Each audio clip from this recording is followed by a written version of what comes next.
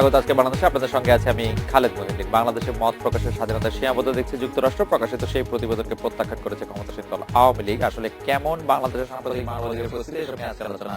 মানবাধিকার কথা বলতে শুরুতে আছে মানবাধিকার কমিশনের সাবেক চেয়ারম্যান ডক্টর মিজানুর রহমান, আছেন সুপ্রিম কোর্ট আইনজীবী সমিতির সাবেক সম্পাদক সম রেজাউল করিম এবং federation of Bangladesh human rights অর্গানাইজেশনের chairman advocate doctor Mohammad Shahjahan আছেন আমাদের সঙ্গে। ডক্টর মিজানুর রহমান, আপনি নিশ্চয়ই জানেন যে 2015 সালে মানবাধিকারের ক্ষেত্রে সবচেয়ে গুরুত্বপূর্ণ সমস্যাগুলি যেগুলি চিহ্নিত করেছিল মার্কিন যুক্তরাষ্ট্র, সেই একই ধরনের সমস্যা এবার 2016 সালে এসে চিহ্নিত করছে। বা অন্য কেউ যদি মানবাধিকার পরিস্থিতি নিয়ে কথা বলে, কেউ যদি সংবাদপত্রগুলি থেকে খবর নিয়ে আসে, প্রায় একই ধরনের দেখা যায়। আমরা মানবাধিকার পরিস্থিতিতে বা উন্নতি করতে পারছি না কেন, যদি এরকম বলি?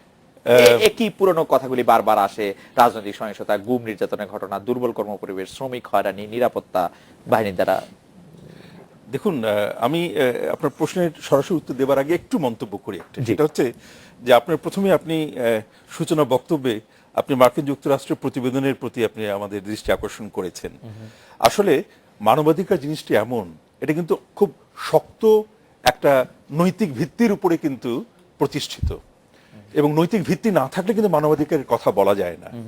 কিন্তু বর্তমানে যুক্তরাষ্ট্রের সেই নৈতিক ভিত্তি এতটাই দুর্বল হয়ে পড়েছে যে যুক্তরাষ্ট্র অন্য দেশে মানবাধিকার নিয়ে কি বলছে না বলছে সেটা নিয়ে কিন্তু আমাদের খুব একটা না, আমাদেরও নাই। এটি আপনি জানেন যে 3 মার্চ দেওয়া হয়েছে, আমরা আসলে এটি নিয়ে আলোচনা করি, শুধু আলোচনা প্রসঙ্গে আসতেই পারে সেটি কথা উল্লেখ করা। হ্যাঁ, তবে যে কথা আপনি বলেছেন যেটার সঙ্গে দ্বিমত করবার কোনো রকম অবকাশ নেই, সেটি হচ্ছে যে প্রসঙ্গগুলো এখানে উত্থাপিত হয়েছে সেই প্রসঙ্গগুলো প্রতি বছরই আমাদের যে কোনো প্রতিবেদনে আমরা লক্ষ্য করি। শুধু তাদের নয়, এমনকি আমাদের রাষ্ট্রীয় যে সমস্ত মানবাধিকার সংস্থাগুলো রয়েছে তারাও কিন্তু একই ধরনের অভিযোগগুলো তোলেন, এবং এগুলোর ভিতরেই আমাদের সীমাবদ্ধ রয়েছে। এখন আপনি বলছেন যে কোনো উন্নয়ন ঘটেছে কি না, এখন এটা কিন্তু মানে আপনার প্রশ্নটা কিন্তু খুব আপেক্ষিক একটা উত্তর হতে পারে। কেননা আমরা কিসের তুলনায় বলবো উন্নয়ন ঘটেছে কি? আমরা যদি বছর বছর যদি বলি তাহলে কিন্তু দেখা যাবে যে অনেক ক্ষেত্রেই কিন্তু উন্নয়ন ঘটেছে, আবার কিছু কিছু ক্ষেত্রে অবস্থা আগের মতো রয়েছে, কিছু কিছু ক্ষেত্রে হয়তো নতুন করে আমাদের একটা দুর্ভাবনার জন্য দ্বার একটা জন্য উন্মোচিত হচ্ছে। এরকম একটি পাঁচমিশীল অবস্থার মধ্যে কিন্তু আমাদের মানবাধিকার পরিস্থিতি বিরাজমান।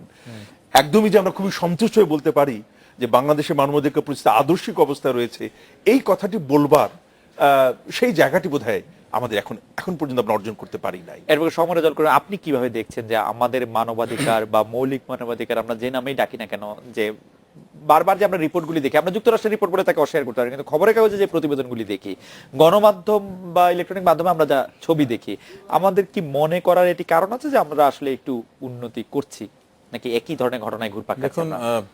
মানবাধিকার বিষয়টিও কিন্তু আপেক্ষিক। একটা সময় মানবাধিকার একটি নির্ধারিত সংজ্ঞা ছিল, ওইটা কিন্তু সম্প্রসারিত হয়েছে। ডক্টর মিজান এখানে আছেন, শাহজাহান সাহেব আছেন, যারা এই বিষয়টাকে রিসার্চ করেন তারাও কিন্তু বলেন যে মানবাধিকারের পরিসরটা কিন্তু এখন বেড়েছে।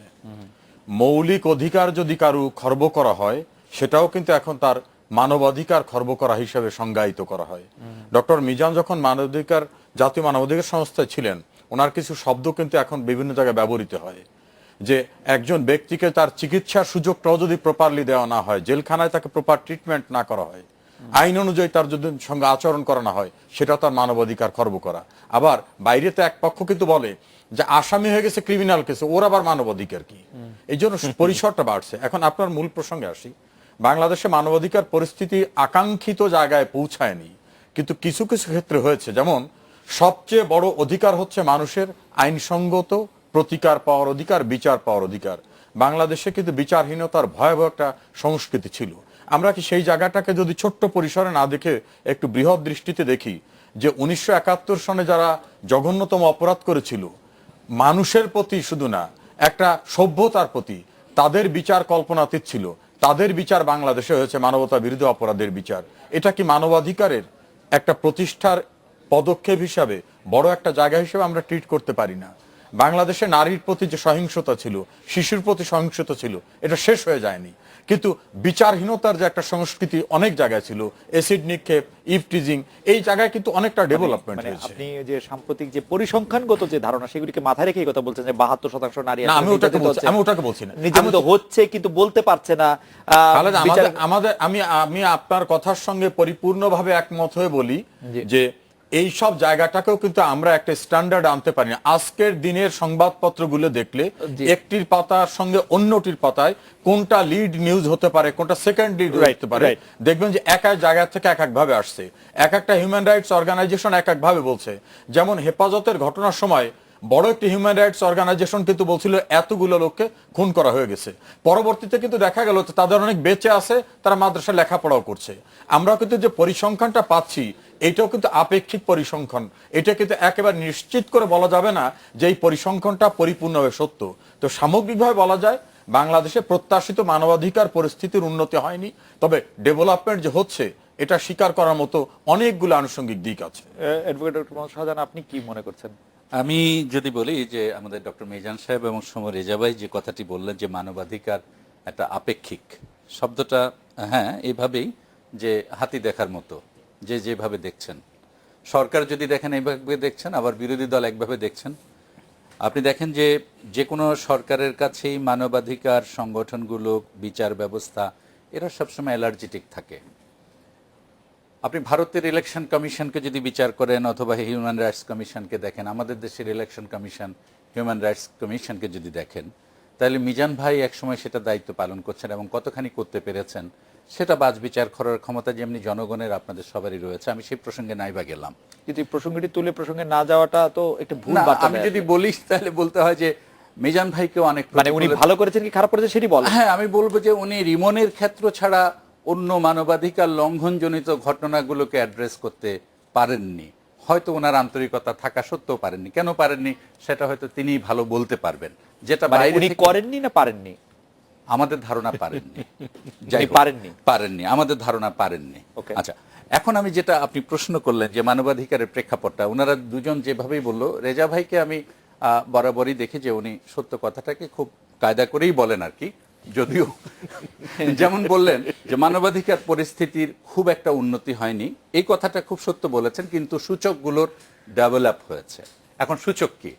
আপনি যদি নির্বাচনকে একটা সূচক ধরেন, সেটার কতখানি উন্নতি হয়েছে? না, নির্বাচনটা যদি আমরা একটু পরে নির্বাচনটা মানবাধিকারের টার্ন করার ক্ষেত্রে অ্যাডভোকেট সমর রেজাউল করিম যেটি বলেছে যে বিচারহীনতার সংস্কৃতি থেকে বেরিয়ে আসছে, মানবাধিকার পরিস্থিতির উন্নতি হচ্ছে হচ্ছে না সেটি তর্কিত বিষয়, কিন্তু উনি বলছেন যে ওরকম কোনো কিছু হলে বিচারের সম্মুখীন, সেটির সাথে আমি একমত হই না, কিন্তু বলেছেন উনি তাই। হ্যাঁ, খালিদ ভাই, বিচারহীনতার সংস্কৃতি যদি রেজা ভাইয়ের দৃষ্টিতে যুদ্ধাপরাধীর বিচারকে আমরা যদি আজকে যে বিচার হলো যে খাদিজাকে বদরুল যে কুপিয়ে মেরেছে তার 9 দিনের মধ্যে রায় হয়ে যাওয়া, অভিযোগপত্র হওয়া, আমরা যদি দেখি খাদিজার বিষয়টি মিডিয়া যেভাবে নিয়েছে, আপনি আরো দু একটি ইনসিডেন্ট মিডিয়া যেভাবে নিয়েছে, এটা মানে হচ্ছে সরকারের তেমন একটা ক্রেডিট নেই। মিডিয়া ট্রায়ালটা এখানে খুব স্ট্রং ছিল। এটা হয়তো মিডিয়ার বদৌলতে এটার জনগণের যে জনমতের চাপ, এটা অনেকখানি, বিচারক তো রক্ত মাংসের মানুষ, তাদের উপর প্রভাব আসে। অথবা এরকম দেখা গেছে খুকু মনিরের ক্ষেত্রে মিডিয়ার এমন চাপ ছিল যে খুকুরও ফাঁসি হয়েছে, পরে উচ্চ আদালতে এসে সেটা টেকেইনি। আমি সে কথা বলতে চাচ্ছি না, আমি বলছি ওনারা যে এই দৃষ্টিকোণ থেকে দেখেন। আপনি দেখেন আজকে মিজান ভাই যে একটি জায়গায় দায়িত্ব পালন করে এসছেন, সেখানে আজকে আরেকজন এসছেন, তিনি কতভাবে সেই দায়িত্বটা পালন করতে পারবেন সেটিও বাজ বিচার করার ক্ষমতা একদিন সবাই এইভাবেই বলবে। কিন্তু এই দেশে গুটি কয়েক বিচারহীনতার যে দৃষ্টান্ত উনি বললেন যে বিচারহীনতার সংস্কৃতি থেকে আমরা বেরিয়ে এসেছি, এটা কিন্তু সর্বক্ষেত্রে আমি বলবো না যে সফল। আমি অ্যাডভোকেট শাহজাহানের সাথে কিছুটা একমত ডক্টর মিজান। আমি যদি আপনাকে পরিসংখ্যানগুলি কথা বলি, যে জাতিসংঘ কমিটিতে আজকে আইনমন্ত্রী কথা বলছেন, তারপর জাতিসংঘ কমিটিতে মানবাধিকার সংগঠনের পক্ষ থেকে পেশ করা যে স্মারক, সেই স্মারকে দেখা যাচ্ছে 2013 সালে মে মাস থেকে 2016 ডিসেম্বর পর্যন্ত র্যাবের হাতে বিচার বহির্ভূত হত্যা সংখ্যা 159, পুলিশের সাথে 446 সহ বিভিন্ন বাহিনীর হাতে 737 জনের মৃত্যুর কথা বলা হয়েছে। আমরা কোন বিচার এর মধ্যে থেকে পাচ্ছি? আর আরেকটি বিষয় যদি আপনি একটু দৃষ্টি আকর্ষণ করতেন অ্যাডভোকেট সমর রেজাউল করিম, আপনিও যদি এটি নিয়ে একটু মন্তব্য করেন প্রফেসর মিজানের পরে, তাহলে একটু আমরা একটু আনন্দিত হব। যে তিনি বলছিলেন যে মানবাধিকার কমিশনের চেয়ারম্যান হিসেবে আপনি লিমনের বিষয়টি ছাড়া আর কোনো বিষয় আপনি দায়িত্ব পালন করতেন, মানে সেটি আপনি করেন নাই না পারেন না পেরেছেন, সেটিও যদি আমাদের একটু বলেন। আচ্ছা, আমি প্রথমে বলি যে দেখুন, আমি একটু কথা বলি যে মানে মানবাধিকার সুরক্ষা কিন্তু কখনো it's never a number game. সংখ্যা দিয়ে কিন্তু এই খেলা কিন্তু খেলার মতো নয়। এখানে কিছুটা বোঝা যায়, সংখ্যাতে বোঝা যায়, কিন্তু সবসময় কিন্তু নয়। আবার আবার সংখ্যা যদি খুব- মূল বিষয়টি সংখ্যার চেয়ে আরো অনেক ভয়াবহ আরো অনেক বেশি, Right. এবং সেই গভীরতাটাকে কিন্তু আমাদেরকে বুঝতে হবে। আচ্ছা, আর যদি সংখ্যার কথাই বলেন, তাহলে আমরা এই মানবাধিকার কমিশন থেকে যখন আমি চেয়ারম্যান ছিলাম, আজকে আইনমন্ত্রী যে রিপোর্টের উপর ভিত্তি করে কথা বলছেন যে রাষ্ট্র রিপোর্টটি, তার তার পাশাপাশি কিন্তু আমরা একটা অল্টারনেটিভ রিপোর্ট কিন্তু আমরা দিয়েছিলাম, এবং এই রিপোর্টটা কিন্তু 2015 সালের দেয়া, যদিও আলোচনা হচ্ছে আজকে 2017-তে, কিন্তু রিপোর্টটি কিন্তু দেয়া হয়েছে 2015-তে। এবং সেখানে কিন্তু আমরা যেখানে উল্লেখ করেছিলাম, আমাদের এখানেও কিন্তু আমাদের এই জাতীয় মানবাধিকার কমিশনের রিপোর্টেও বিচার বহির্ভূত হত্যাকাণ্ড,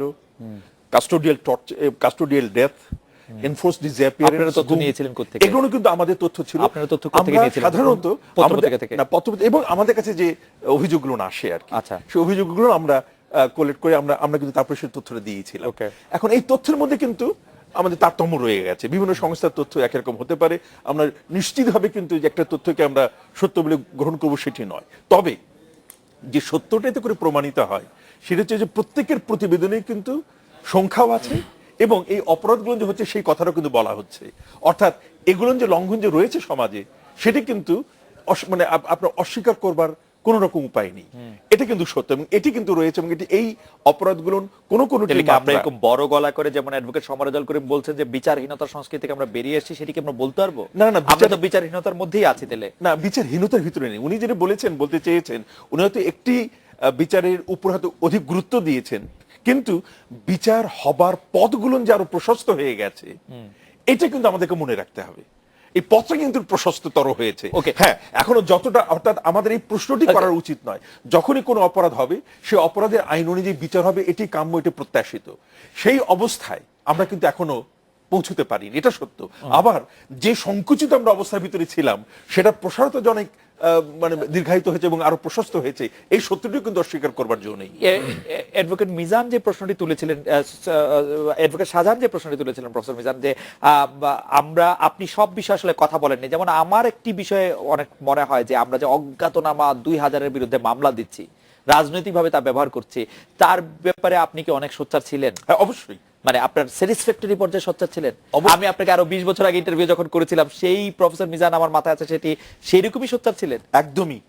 যখনই আমরা, এবং শুধু এই নয়, শুধু যে আমি কথা বলেছি তা নয়, আমরা কিন্তু লিখিতভাবে স্বরাষ্ট্রমন্ত্রীর দৃষ্টি আকর্ষণ করে, মন্ত্রী আপনি ডক্টর শাহজাহানকে খুব সন্তুষ্ট করতে পারেন নাই, এর কারণ কি?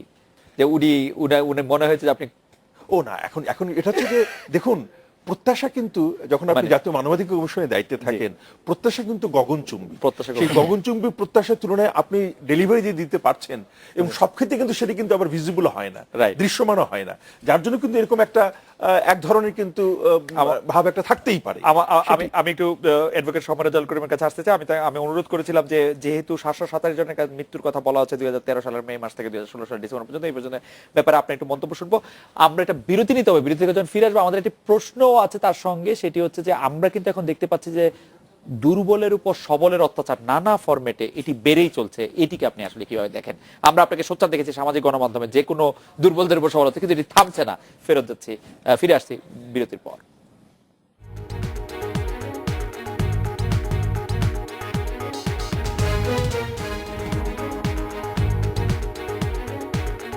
ফিরে এলাম আজকে বাংলাদেশে অ্যাডভোকেট সমরজল করিম।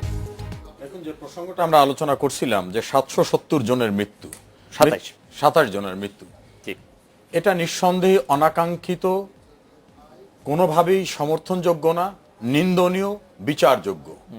রাষ্ট্রের দায়িত্ব নাগরিকের জীবন ও সম্পত্তির নিরাপত্তা নিশ্চিত করা।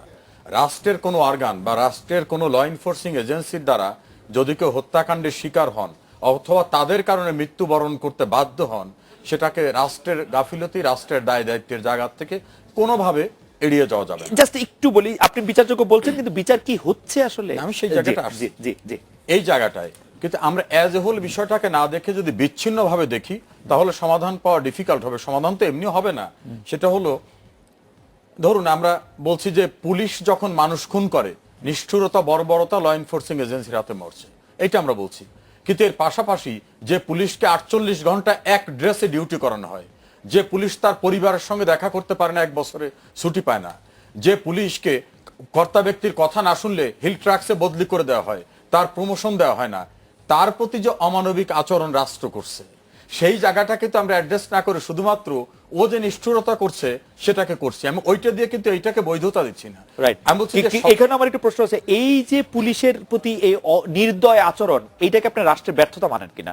আমি ডেফিনেটলি রাষ্ট্রের ব্যর্থতা, সরকারের ব্যর্থতা। আমাদের রাষ্ট্র ব্যবস্থা ওই জায়গায় এখনো পৌঁছাতে পারেনি। Okay. আমাদের দেশের কতজন লোকের জন্য একজন কনস্টেবল আছে?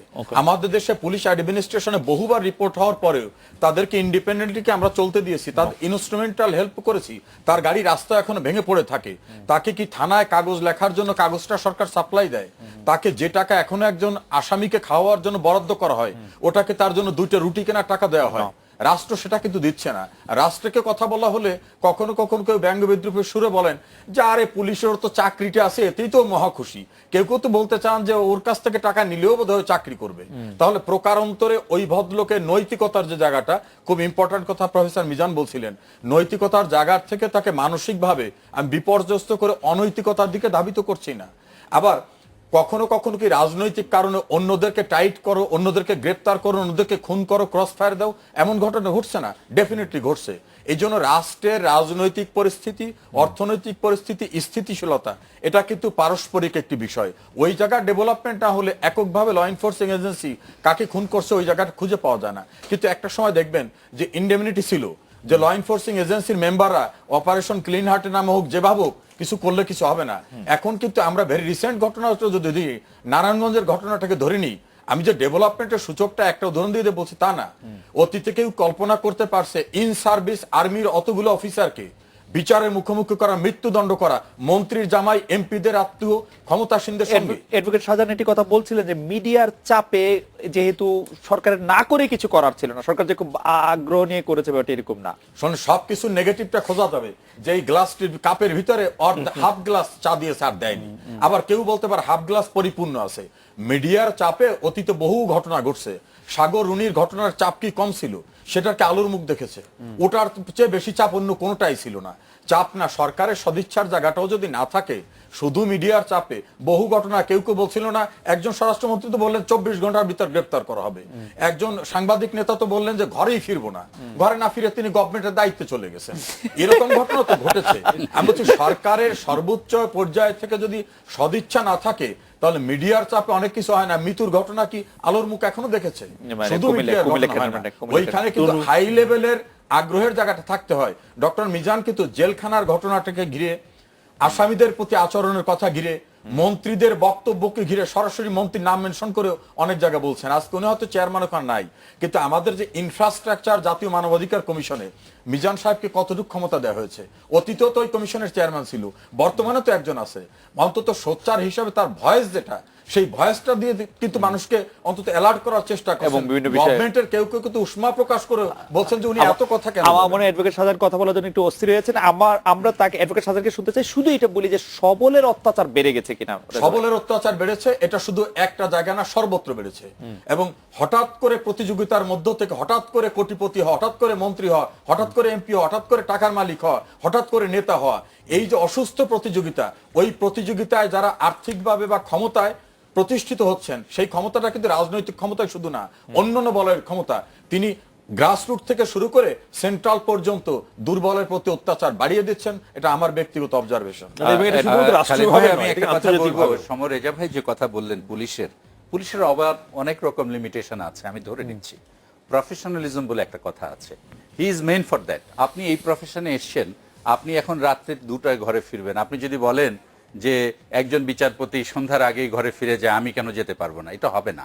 একজন বিচারপতি যদি বলেন যে সমরে যত একদিনে 5 লাখ টাকা কামায়, আমি তো এক মাসে 1 লাখ টাকাও পাই না, সেটাও কিন্তু হবে না। কিন্তু সারা পৃথিবীতেই পুলিশের একটা অনুপাত আছে, মানুষ অনুযায়ী পুলিশ কথা বলে। আমাদের রাষ্ট্রের সেই ক্ষমতা নাই। মজার বিষয় হচ্ছে আমি চেয়ারম্যানদের, স্থানীয় সরকারের কনসার্ন মিনিস্টারকে একবার বললাম, অনেক চেয়ারম্যান সাহেবরা তাদের সাংগঠনিকভাবে এসে বলল যে আমরা এত কম বেতন পাই যে একটা পিয়ন আমাদের চেয়ে বেশি বেতন পায়। আমি মন্ত্রীকে যখন একটা অনুষ্ঠানে প্রশ্ন করলাম, উনি বললেন যে দেখেন, এত কম বেতন পেয়েও তো এত কন্টেস্ট করে, এক একজন 2 কোটি 3 কোটি টাকা একটা চেয়ারম্যান ইলেকশনে খরচ করে। তো উনি যদি সেই 3 কোটি টাকা ফিক্সড ডিপোজিট করেন, তো মাসে তো এমনি 3 লাখ টাকা পেতে পারেন। তো উনি 2,500 টাকা বেতন নেবেন না, ঠিক আছে ওটাই করুক। এখন রেজা ভাইয়ের কথাও যদি এটা হয়, পুলিশ দেখা যায় যে প্রতিযোগিতা, আমরা একটা তো অশুভ প্রতিযোগিতা, কোন থানায় যেতে হলে কি লাগে। ডক্টর মিজানও তো এরকম বলেছিলেন যে উনি ক্ষমতায় ছাড়ার কিছুদিন আগে এই কথাগুলো খুব জোরে সোরে বলছিলেন যে বিশেষ এলাকার পুলিশ কেন আমরা সব জায়গায় দেখতে পাচ্ছি, বিশেষ জেলার পুলিশ কেন দেখতে পাচ্ছি। এটা নিয়ে ওনাকেও হয়তো অনেক চাপের মধ্যে থাকতে হয়েছে বা অনেক জবাবদিহিতা করতে হয়েছে কেন এইভাবে উনি প্রকাশ্যে বলেছেন। আসলে তো তাই হয়েছে। তার মানে উনি প্রকাশ্যে অনেক কথা বলেছেন আসলে। অন্তত এই কথাটা আমি বলছি যে উনি বলেছেন। উনি আমি শেষ করি, একটু শেষ করি। না না আমি শেষ করি। না না না আমি মিজান ভাইয়ের প্রতি শ্রদ্ধাবোধ রেখে উনি বলছি, করছেন, অনেকে তা করেনি। আমি বলি যে আমাদের দুর্নীতি দমন কমিশনের চেয়ারম্যান সাহেব উনিও দুর্নীতি দমন কমিশন থেকে চলে আসার পরে কি বললেন যে দুর্নীতি দমন কমিশন একটা নখ দান্তহীন না না বাঘ। কিন্তু ডক্টর মিজান পদে থাকা অবস্থায় কি বলেছেন আমি সেটির আমি ব্যাপারে সেটাই প্রশ্ন করেছিলাম। বললাম, ডক্টর মিজান অ্যাপারেন্টলি তার চেয়ে অনেক বেশি বলেছেন। Apparently। আমি তো বললাম যে উনি মানে actually না। মানবাধিকার লঙ্ঘন ঘটনা বলছি, রিমনের বিষয়টি কথা জি। বলার ক্ষেত্রে তো উনি অনেক কথাই বলছেন এবং উনি কথা বলতে তো অনেক না না পারদর্শী। উনি চিঠি দিয়েছেন, বললেন যে সব হ্যাঁ, জায়গায় আমি হচ্ছে তো যে বললাম যে অজ্ঞাতনামাদের মামলা- আমি উনাকে নিজে ব্যক্তিগতভাবে ফোন করে অনেকগুলো বিষয় অ্যাপ্রিশিয়েট করেছি এবং Right. ধন্যবাদ জানিয়েছি। Right. উনি যাই হোক। আমাদের সাথে প্রেস যাই হোক। ক্লাবের সামনে এসে দাঁড়িয়ে যেমনি মেডিকেলের বার্ন ইউনিটে মানুষ যায় এটার বিরুদ্ধে সোচ্চার হয়েছেন, তেমনি আবার গুম খুন অপরাধের বিরুদ্ধে দাঁড়িয়ে কথা তার মানে- বলেছেন। তার মানে- কিন্তু অনেকগুলো অ্যাড্রেস করার জায়গা ছিল। আমি তো উনাকে অ্যাকিউজ করছি না, আমি বলছি উনি করতে পারেননি। আমি দেখেন একবারও বলিনি যে উনি করেননি। সুতরাং রেজা ঠিক ভাই আছে, যে আমরা- কথাটা আমরা তুলেছেন, অন্য আমি প্রশ্নে- আপনাকে এই কথাটা বলে শেষ করি। পুলিশের কথা যেহেতু উনি তুললেন, পুলিশের ওই যে সেই অলিখিত যেই বিষয়টা এখন রয়েছে যে একটা professionalism, police is main. Police যদি বলে যে না আমি ম্যাজিস্ট্রেটের মতো বা আমি বিচারকের মতো না, আমি ওর আমরা মতো কি নিব, ওখানে তাকে সেটা নিতে নয়। পেরেছি কিনা না না তাকে? আপনি নিতে পারা না পারার কথা না। একজন পুলিশ তাকে আমি Okay. সঠিক বেতন দিতে পারবো না Okay, বলে okay. সে এক্সট্রা জুডিশিয়াল Okay, কিলিং আপনি- করবে, আপনার বক্তব্য- থানা হেফাজতে লোক আপনার মারা বক্তব্য- যাবে, আপনার- অথবা তিনি মানবাধিকার লঙ্ঘন করবেন। Fantastic. এটা আপনার বক্তব্য কোনোদিনই হতে পারে আপনার না। বক্তব্য পরিষ্কার। আমরা যখন প্রফেসর মিজানুর রহমানের কাছে ফিরবো, আমরা একটু জানতে চাইবো যে আবারও লিমনের প্রসঙ্গ আসছে। দর্শকরা বলছেন লিমনের প্রসঙ্গ যে আপনি লিমনের ব্যাপারে যে সোচ্চার ছিলেন এই অমানবিক ঘটনা এবং একটি শিক্ষার্থীর ক্ষেত্রে তারপরে নানা ধরনের আক্রমণের ঘটনা ঘটেছে, সাধারণ মানুষের বা হেফাজতে আক্রমণের ঘটনা ঘটেছে, সেই ক্ষেত্রে আপনাকে সেরকম সোচ্চার দেখা যায় নাই। অনেকে বলছেন যে আপনার রাজনৈতিক একটি দর্শনের কারণে আপনি আসলে যারা ভিন্ন রাজনীতির লোকজন মারা গেছেন বা আহত হয়েছেন, গুম হয়েছে, তাদের ব্যাপারে খুব বেশি উৎসাহী ছিলেন না। আমরা একটা বিরতি নিচ্ছি, ফিরছি আপনার কাছে।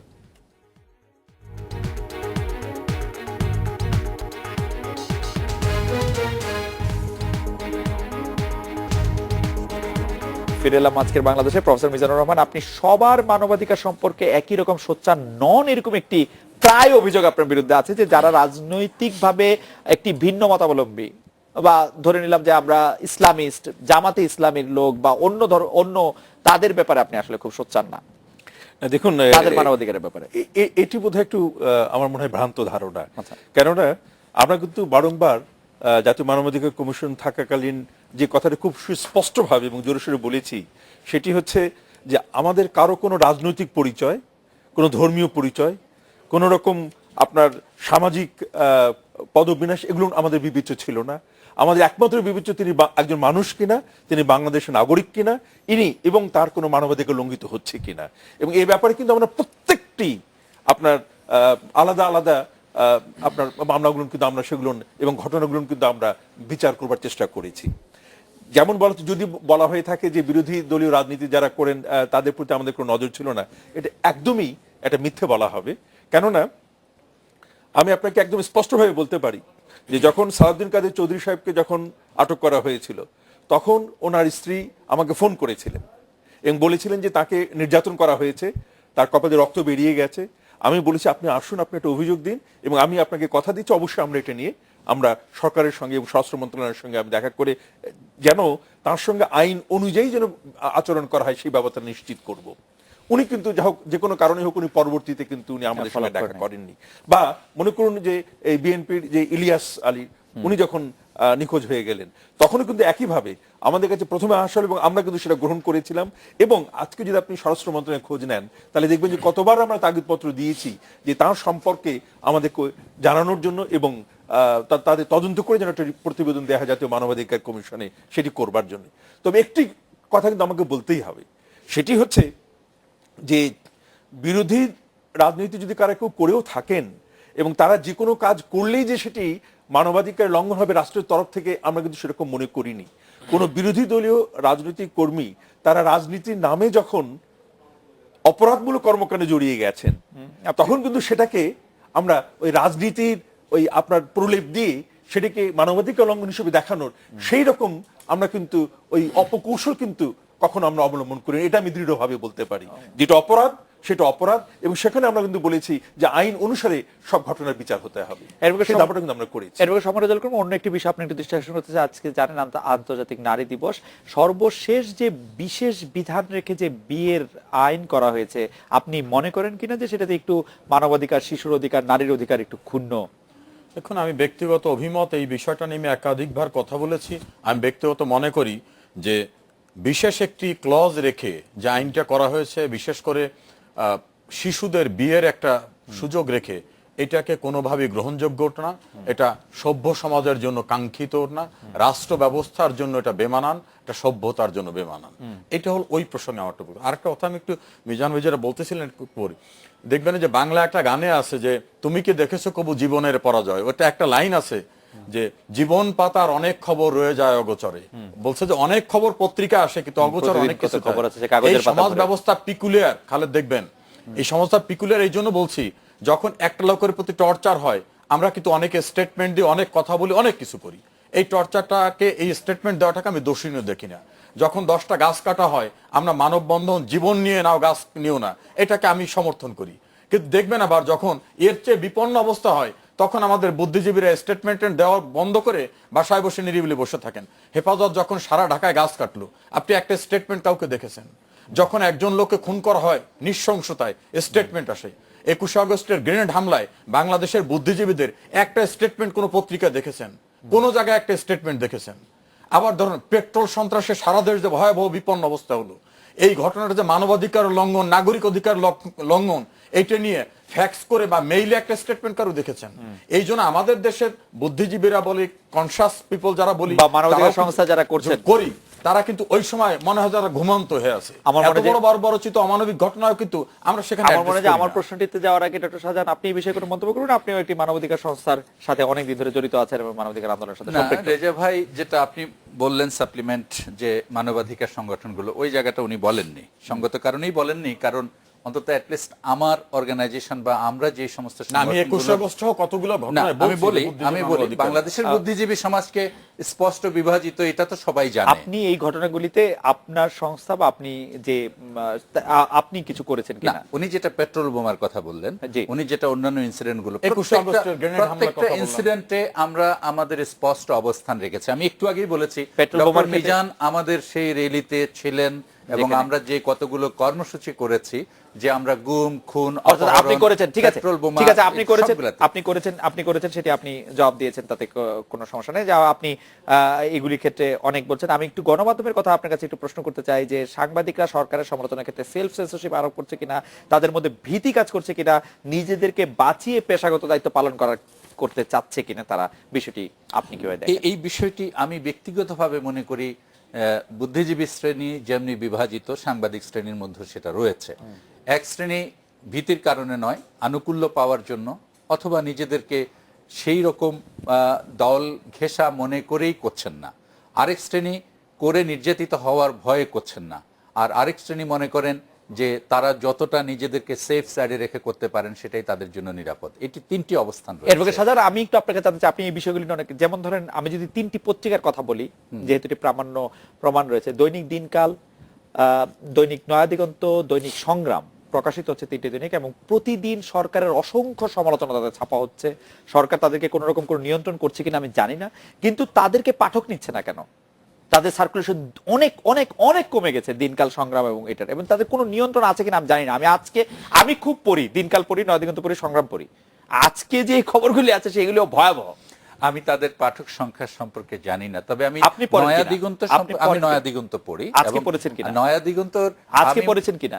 আজকের নয়াদিগন্তটা আমি দেখতে পারিনি। আর কালকে পড়েছেন কিনা? আজকের নয়াদিগন্ত দেখতে মানে পারিনি। কেন আমি এটা জানতে চাইছি, কারণ আপনার কাছ থেকে তাহলে একটা আলোচনার সুবিধা হতো যে নয়াদিগন্ত পড়ে কখন আপনার মনে হয়েছে কিনা নয়াদিগন্ত সরকার কন্ট্রোল করছে? আমার কাছে নয়াদিগন্ত সরকার কন্ট্রোল করার চেয়ে যে জিনিসটি আমার কাছে মনে হয়েছে অনেক হ্যাঁ, তারা অনেক মুক্ত চিন্তা প্রকাশের মতো অথবা মুক্ত চিন্তার অনেকটা কাজ করেন, এই একটু জায়গাগুলো নিয়ন্ত্রণ করছে বলে মনে হচ্ছে এটা কিনা? সরকার নিয়ন্ত্রণ করছে কিনা এই জিনিসটা আমার কাছে কখনো পরে মনে হয় কিনা, মানে পরে আমি আমি কিন্তু আমার কাছে- আমি কিন্তু দায়িত্ব নিয়ে বলছি, আমি সংগ্রাম নয় কিন্তু দিনকাল নিয়মিত পড়ি, মানে এবং আমি বুঝতে আমি চেষ্টা করি যে সংগ্রাম দিনকালের কথা বলতে পারি না, কিন্তু আমি নয়া দিগন্ত যেভাবে লিখছেন জি। আমি মনে করি হ্যাঁ, মত প্রকাশের স্বাধীনতার ক্ষেত্রে তারা যথেষ্ট স্বাধীন করতে পারছে এবং স্বাধীন, এই কথাটা সত্যি। আমি সেই জন্য আপনি একটু বিশ্লেষণ, জনগণ তাদেরকে পড়ছে না কেন? এখন জনগণ কতখানি পড়ছে অথবা কতখানি পড়ছে পড়ছে না না সেটা আমি ঠিক জানি না। আমি খবর নিয়ে আমি জানি ঠিক যে জানি মানে না। নয়া দিগন্ত একসময় বাংলাদেশে খুবই জনপ্রিয় পত্রিকা ছিল, Circulation যেটা। সার্কুলেশনে অনেক কমে গেছে, সার্কুলেশনটা মানে এটা আমার জানা, আমি জানি যে নয়া দিগন্ত অনেক বিশেষ করে ইন্টেলেকচুয়াল শ্রেণীর অনেকেই নয়া দিগন্ত পড়েন, কিন্তু দিনকাল এবং সংগ্রাম বা এই সমস্ত পত্রিকার কথা আমি ঠিক অতটা ওইভাবে আমি বলতে আমি পারবো না। আমি আমি একটা বিরতি নিয়ে এসে অ্যাডভোকেট সমর রেজাল্ট করিম এবং প্রফেসর মিজানুর রহমান আপনাদের একটু দৃষ্টি আকর্ষণ করবো যে গণমাধ্যমকে কি আসলে একটু ভয় পাওয়া, ভীত মনে হয় কিনা? আমার কাছে কিন্তু মনে হয় গণমাধ্যম অনেক ভীত। প্রধানমন্ত্রীর সামনে গিয়ে তারা প্রশ্ন করতে পারে না, সাপ্লিমেন্ট করে, তারা সব সময় বিভিন্ন ঘটনার সাথে স্রোতের সাথে গা ভাষায়। আমার কাছে গণমাধ্যমকে একটু নতজানুই মনে হয়। একটা বিরতি নিয়ে ফিরছি আপনাদের কাছে।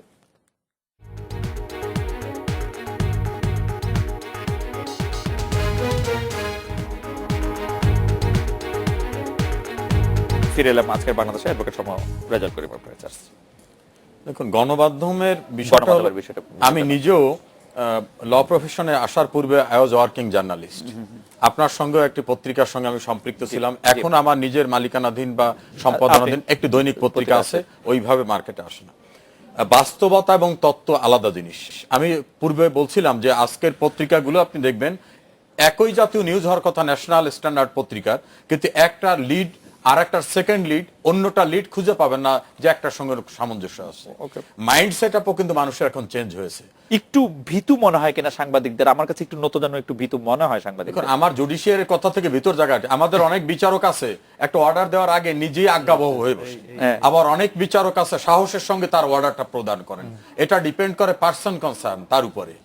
আর সাংবাদিকতার ক্ষেত্রে সাংবাদিকতা এবং চাকুরি আর তৈলমর্দন করা, তোষামোদি করা, আবার বিদ্রোহী হয়ে ওঠা, সাংবাদিকতা কিন্তু বিদ্রোহের জায়গা না, তোষামোদির জায়গাও না। এখন ওই জায়গায় যদি হয়, আপনি খালেদ মহিউদ্দিন তো মাননীয় প্রধানমন্ত্রী শেখ হাসিনাকে প্রশ্ন করেছিলেন, আপনার টকশো যে উনি দেখেন সেটা কিন্তু উনি আপনার যে রিপ্লাইটা দিয়েছিল, আপনি কি কিভাবে প্রশ্ন করেন, কি কিভাবে ধরেন, সমস্ত কিছু বলছিল। আপনাকে কি একবারও এই হাউসকে কোথাও বলা হয়েছে যে এই জাতীয় প্রশ্ন করবেন না বা এই জাতীয় টকশোর উপরে নিষেধাজ্ঞা আনা হলো? এখন যদি কেউ নিজে আজ্ঞাবহ হয়ে বসেন, সেটা কি করতে? প্রথম আলো কি আওয়ামী লীগের পত্রিকা? প্রথম আলোর সার্কুলেশন এরকম কেন? প্রথম আলো একটা জায়গায় পাঠকের কাছে সে দিচ হয়ে দ্যাট হয়ে তার জায়গা সে করে নিতে পেরেছে, তার ক্রিয়েটিভিটির জায়গা থেকে সে পাঠকের কাছে একটা জায়গায় পৌঁছতে পেরেছে। এখন যদি কেউ মনে করেন যে আমি এই নিউজটা দিব না, এটা দিলে সরকার অখুশি হইবেন, কে অভিমান করিবেন, সেটা হচ্ছে তার নিজস্ব মেরুদণ্ডহীনতা, তার নিজের বিবেকের সঙ্গে তার বিট্রাই করার জায়গাটাকে। এই জন্য আমার মনে হয় না একবারও সংবাদপত্রের কেউ ভীত সন্ত্রস্ত অবস্থার ভিতর থেকে আছে। অনেক হাউস আছে না, আপনার এই হাউস একদিন আমি বলছিলাম যে এক বদল বলছে আমাদের বাক স্বাধীনতা নাই। ওই দিন প্রেস ক্লাবে তিনি বলে আসলেন যে ৭৫-এর ১৫ আগস্টের চেয়ে ভয়াবহ ঘটনা ঘটবে। এইটা বলার পরে আপনার হাউসে স্যার আমি ছিলাম, উনি বলেন বাক স্বাধীনতা নাই। তাই আমি বললাম কি ঘটনা ঘটায় আসলে কি বাক স্বাধীনতা হতো? এখন এই জাতীয় বিবেক বর্জিত চিন্তা চেতনা দিয়েও কিন্তু আমরা অনেক সময় সংবাদপত্রকে সংবাদপত্র না, ব্যবসার হাতিয়ার, কালো টাকার হাতিয়ার তৈরি করি। কখনো ক্ষমতায় যাওয়ার জন্য, মন্ত্রী হওয়ার জন্য ব্যবস্থা করি, কখনো বিরোধী দলের বড় একটা আনুকূল্য পাওয়ার জন্য ব্যবস্থা করি। সৎ সাংবাদিকতা, সুষ্ঠু সাংবাদিকতা থাকলে তার ভয় পাওয়ার কোনো কারণ বর্তমান রাষ্ট্র ব্যবস্থা আছে বলে আমার কাছে মনে হয়। আমি একটু প্রফেসর মিজানুর রহমানের দৃষ্টি আকর্ষণ করছি এই জায়গা থেকে ধারাবাহিকতা, কিন্তু আপনার নিশ্চয়ই মনে থাকবে যে আমরা সংসদে দেখেছি সংসদ সদস্যরা একটি পত্রিকায় ছাপা হয়েছে সংসদ সদস্যদের সাথে মাদক ব্যবসার জড়িত থাকার কারণে হুমকি দিয়েছেন, গালাগালি করেছেন। সেগুলি কিরকম? সেগুলি কি একটু ইন্টিমিডেট করে না? না, ইন্টিমিডেট যে করে না তা নয়, তবে আমি কিন্তু সমর রেজাল্ট কমিশন আমি একদমই ঐক্যমত পোষণ করে বলবো যে এখানে কিন্তু আমরা যে সংবাদ মাধ্যম বা গণমাধ্যমকে যে কণ্ঠরোধ করবার কোনো প্রয়াস রাষ্ট্রের তরফ থেকে ওভাবে কিন্তু দৃশ্যমান নয় এবং কখনো কিন্তু সেটার আমরা বুঝিও না। দর্শকদের কেউ কেউ বলছেন যে দু একটি টেলিভিশন বন্ধ হওয়ার কথা, যেমন দিগন্ত টেলিভিশন, ইসলামিক টেলিভিশন বন্ধ হওয়ার কথা বলছেন, আমার দেশ পত্রিকা বন্ধ হওয়ার কথা বলছেন। না, কিন্তু সেগুলো কিন্তু শুনুন, আপনি হচ্ছে পত্রিকা বা আপনি একজন সম্পাদক, আপনার কাজ কিন্তু যে সংবাদ পরিবেশন করা, মিথ্যাকে পরিবেশন করা নয়, বিকৃত কোনো কিছু পরিবেশন করা নয়। যখন আপনি বিকৃত তথ্য পরিবেশন করে সমাজে বিশৃঙ্খলা সৃষ্টি করবার জন্য কোনো একটা পায়তারা করছেন, সেটি কিন্তু কোনো সভ্য রাষ্ট্রই, কোনো গণতান্ত্রিক রাষ্ট্র কিন্তু সেটি কখনো সহ্য করবে না। আচ্ছা, আপনি মনে করছেন সেটা একটি বিষয় হচ্ছে। আবার আসছে আপনাদের অ্যাডভোকেট শাহজাহান, আপনার কাছে কি মনে হয় যে গণমাধ্যম স্বাধীন, বা গণমাধ্যমকে আপনার নতজন মনে হয়, আপনার কাছে মনে হয় যে গণমাধ্যম যে বিষয়টি দেখাতে চায় বা যে বিষয়টি সত্য সেটি আসলে দেখাতে পারে, যেগুলি না দেখায় সেগুলি কোনো আনুকূল্যের জন্য বা আমার কাছে মনে হয়েছে দু একটি চ্যানেলে, যেমন আমি প্রথমেই বলি যে এটা আপনার জন্য বিব্রতকর হবে যখন আমি বলবো যে হ্যাঁ, আপনার প্রশ্নের ধাস বা আপনার প্রোগ্রামে আমি যেভাবে স্বাচ্ছন্দ্য বোধ করি অথবা যেভাবে আপনি করেন, দ্যাট ইজ ডিফারেন্ট। দু একটি চ্যানেলে আমার কাছে এরকম কথাও শুনেছি, যেমন বলা হয়েছে যে যেখানে রাষ্ট্রপ্রধান বলতে পারেন যে আমরা লাইসেন্স দিয়েছি, লাইসেন্স কিন্তু আমরা নিতেও জানি। সরকার প্রধান, হ্যাঁ, এইরকম কথা যখন বলে তখন বুঝতে পারেন যে আমরা কতটা চাপে থাকি।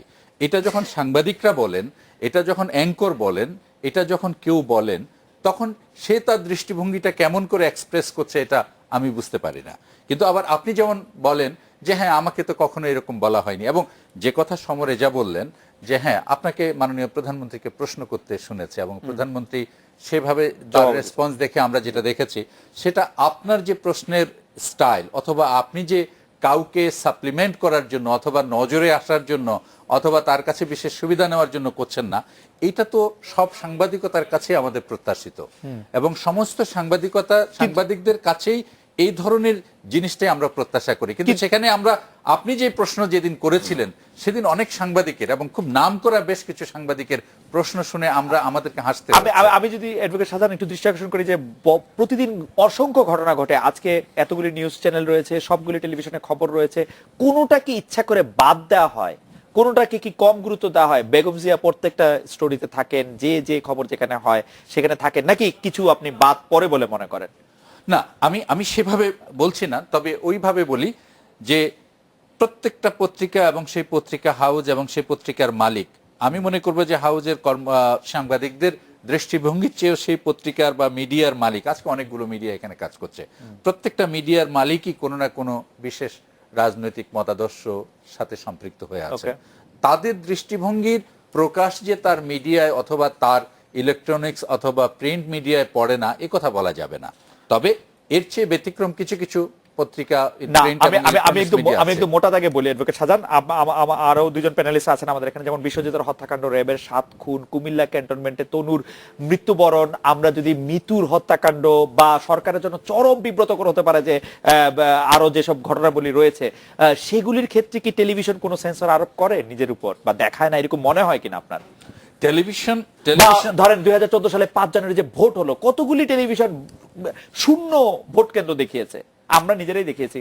হ্যাঁ, কতগুলো টেলিভিশন মানে চ্যানেল সেই সময় আমাদেরকে তো আটকে দেয়া যেত আসলে যদি সরকার ইচ্ছা করতো, কিন্তু ফ্যাক্ট রিমেন্স তার আটকায় নাই।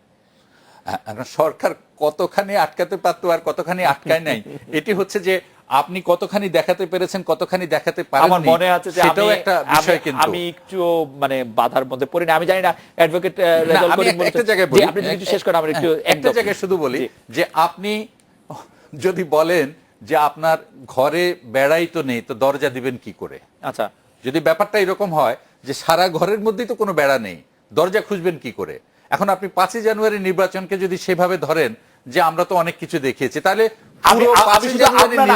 আমি বলতে পারি যে আমাদের যে চ্যানেল 24 ছিল, যে চ্যানেল 24 নিউজ 24 তখন আসে না, চ্যানেল 24 ছিল, সময় ছিল, যমুনা ছিল, আমরা ছিলাম, এটিএন বাংলা ছিল, এটিএন নিউজ ছিল, তারা দেখায় না এরকম কোনো কিছু। কিন্তু আমি বলছি দেখিয়েছে, মানে বেড়া নাই দরজা নাই, আমি আসলে ঠিক বুঝি না। প্রশংসনীয় কাজ করেছে, কিন্তু আপনি বলছেন যে এরকমটা সবটাই যে দেখিয়েছে, সবটাই যে দেখাতে পেরেছে, তারও তো সীমাবদ্ধতা থাকতে পারে। আমাদের একদমই শেষ পর্যায়ে চলে আসছে। তবে আমি খুব মানে বিনয়ের সাথে আমি দ্বিমত করতে চাই যে আসলে যা এখানে ঘটনা ঘটে, প্রফেসর মিজান আপনি কি মনে করেন যে আমরা কি আসলে ঘটনা আড়াল করি কিনা? ঠিক আছে, আমরা বেঁচে থাকার জন্য কখনো আওয়ামী লীগের চামচামি করি, কখনো বিএনপির চামচামি করি, সেগুলি করি, কিন্তু ঘটনা গণমাধ্যম কিন্তু এরকম আমি আড়াল করতে দেখিনি। ঘটনা আড়াল করে কিনা? গণমাধ্যম করে না। তবে যখন আমরা কোনো ওই তদন্ত প্রক্রিয়াতে যাই বা বিচার প্রক্রিয়াতে যখন চলে যাই, তখন হয়তো সেখানে আমরা এমফ্যাসিসটা এক জায়গা থেকে অন্য জায়গায় চলে যায় বা কম গুরুত্ব দেয়া হয়, কিন্তু ঘটনা যখন ঘটে তখন গণমাধ্যমের কল্যাণেই কিন্তু বর্তমানে বাংলাদেশে আমরা সবকিছু জানতে পারি। অ্যাডভোকেট শওকত রেজাউল করিম, গণমাধ্যমকে শক্তিশালী থাকতে হলে 10 সেকেন্ড কি করতে হবে বলে আপনি মনে করেন, বা গণমাধ্যম শক্তিশালী থাকা প্রয়োজন কিনা? সাংবাদিকতার গুণগত মানগত সৃজনশীলতা যদি পেশাদারিত্ব সৃষ্টি করা না যায়, তাহলে আজকে আওয়ামী লীগ সরকার আছে, আওয়ামী লীগ সরকার না থেকে আর একটা সরকার থাকতে পারে। আপনার অধিকাংশ জায়গায় দৃশ্যমান অবস্থাটা হচ্ছে সাংবাদিকতার চেয়ে প্রাধান্য হচ্ছে হাউসগুলির নিজেদের অবস্থান, নিজেদের ব্যবসা, নিজেদের রাজনৈতিক চিন্তা, নিজেদের কানেকশন। সো ট্রু, মানে সাংবাদিকতা অন্য কোনো কারণে ব্যবহার করেন। অ্যাডভোকেট শওকত রেজাউল করিম, ডক্টর শাহজাহান এবং প্রফেসর মিজানুর রহমান, আপনাদের অনেক ধন্যবাদ। এই ছিল আজকে বাংলাদেশে দেখা হচ্ছে আগামীকাল এই সময়। শুভরাত্রি।